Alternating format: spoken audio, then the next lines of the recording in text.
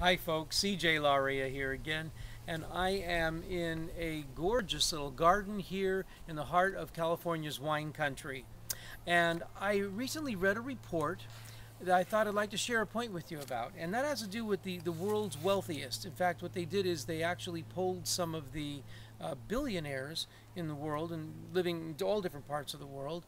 Do you know that right now there are 1,011 billionaires? These are people that quite literally cannot spend all of their money in their lifetime. But the reason I want to talk about this for a moment is that as one of the nation's leading real estate mentors, I teach financial freedom through good investing practices. Financial freedom, it's not a life of opulence, and we really don't focus on getting material things. Now, there was very interesting, there are 5 common threads among many of these billionaires that were polled, and I'd like to share them with you. And notice, I think you might be amazed at the noteworthy frugality of these folks.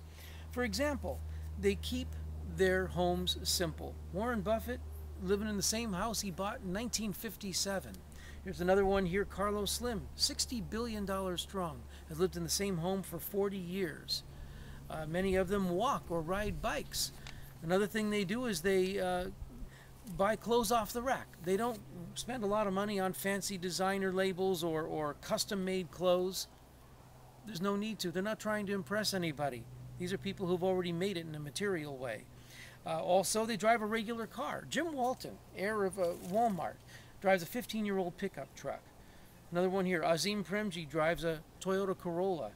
The fellow who owns IKEA drives a 10-year-old Volvo. They would rather drive a car to the ground than to get a fancy new model all the time and basically throw their money away. Many of them will pass on luxury items. As a matter of fact, what Warren Buffett said, most toys are a pain in the neck.